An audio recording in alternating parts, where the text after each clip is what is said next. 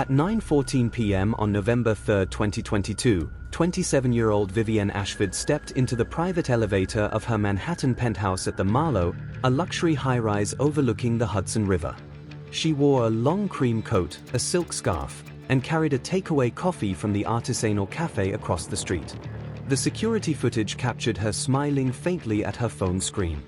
The elevator doors slid shut. She was never seen again.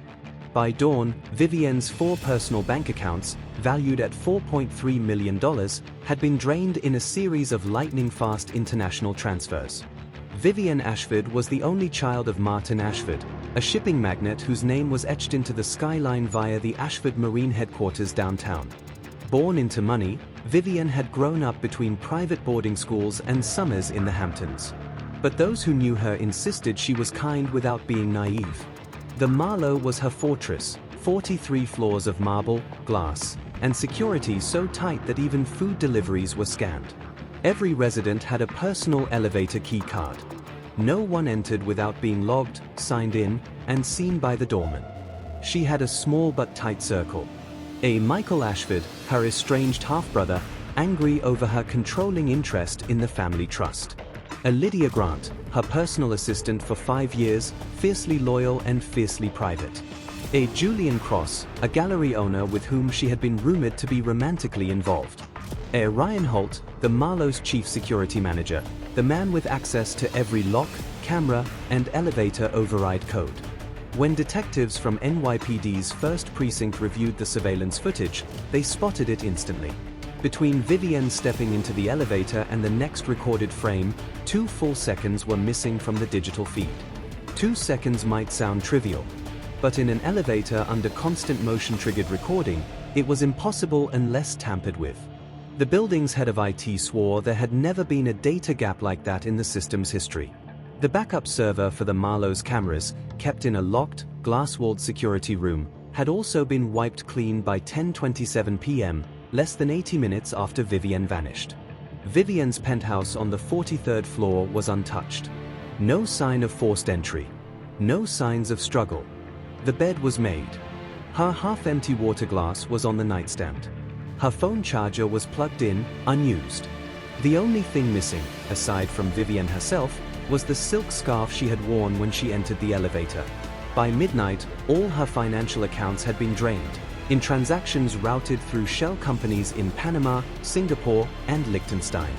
The transfers had been authenticated with her personal voice password and 2-factor codes sent to her encrypted personal device, a device that had never been recovered. Each of Vivienne's 4 closest contacts had seemingly unshakable alibis.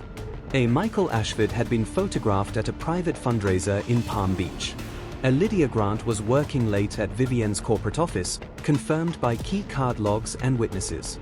A Vivienne Cross was hosting a live-streamed art exhibition in Los Angeles, time-stamped to the minute.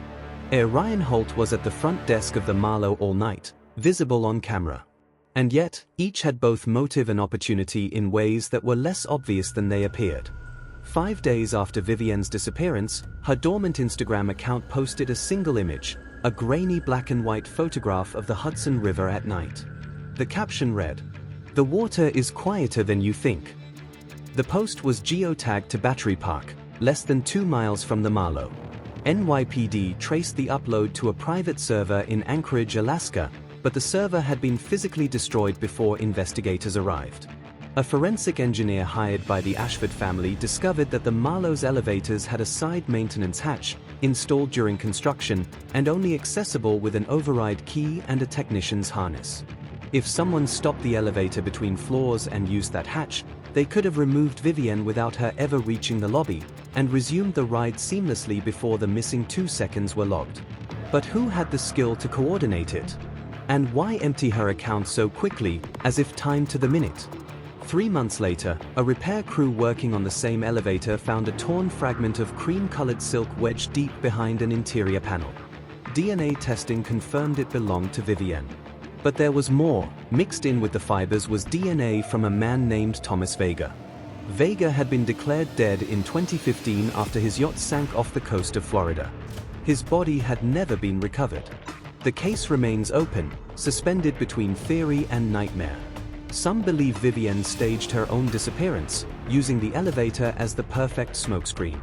Others believe she was taken by someone she trusted, someone who knew the building, her habits, and her codes intimately.